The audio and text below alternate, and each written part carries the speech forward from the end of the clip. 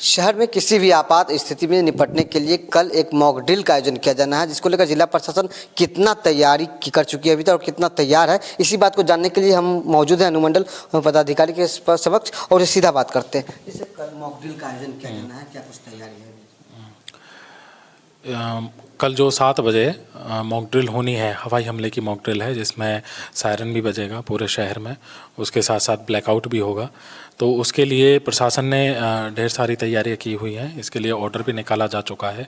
47 point पूरे शहर में चिन्हित किए गए हैं, जहां पर मजिस्ट्रेट प्रतिनियुक्त किए जाएंगे, उनके साथ में पुलिस बल भी प्रतिनियुक्त रहेगा और साथ में हर पॉइंट पर 3-3 नागरिक सुरक्षा के स्वयंसेवक, NSS, NCC और जो स्काउट्स हैं उसके स्वयंसेवकों को प्रतिनियुक्त किया जाएगा, जिनकी जिम्मेदारी होगी कि आसपास के एरिया में पहले ही लोगों को सूचना दे देना, फिर जैसे ही 7 बजते हैं तो ब्लैकआउट करवाना, वहाँ पर जो भी ट्रैफिक है उसको फ्रीज़ करवाना, उनकी हेडलाइट बंद करवाना और किसी विपरीत परिस्थिति में ऐसा ना हो कि जो ब्लैकआउट है अंधेरे का फ़ायदा उठाकर कोई गैरकानूनी गतिविधि करे, तो उस स्थिति में लॉ एंड ऑर्डर को मेंटेन रखना उनकी जिम्मेदारी होगी। उसके साथ इसका उद्देश्य ये है, क्योंकि ये एक पुरानी परंपरा है लगातार जो चलते आई है, हवाई हमला। क्योंकि आप अगर देखें तो हमारा जो कटिहार ज़िला है, वहाँ से चीन की सीमा, वहाँ से बांग्लादेश की सीमा, वहाँ से नेपाल की सीमा और भूटान, 4 जो अन्य देश हैं उनकी सीमा ज़्यादा दूर नहीं है।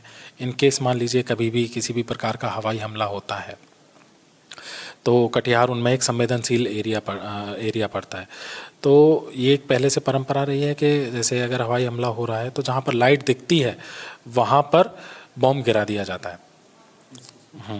क्योंकि भले ही अत्याधुनिक इस समय और भी हथियार हैं, रडार हैं, ढेरों चीज़ें हैं, लेकिन फिर भी एक जो उजाला है वो मदद तो करता ही है पायलट की।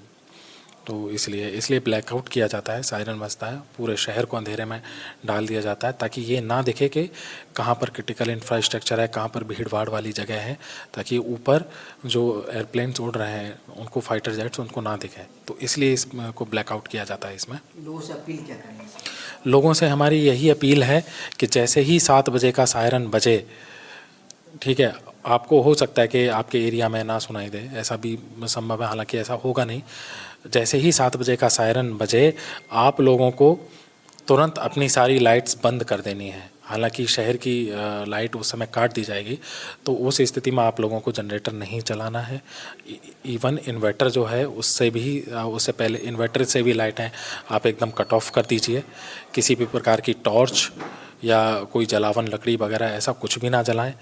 सेफली अपने घर में रहें, बाहर ना निकलें। अगर आप ड्राइव कर रहे हैं तो तुरंत अपनी गाड़ी को, मोटरसाइकिल या कार जो भी है, उसको तुरंत किनारे लगाएं, इसका इंजन ऑफ करें, उसकी लाइट ऑफ करें और शांति से उसके अंदर बैठे रहें। अगर आप घर के अंदर हैं वहीं रहें और किसी सुरक्षित फर्नीचर के नीचे शरण ले सकते हैं।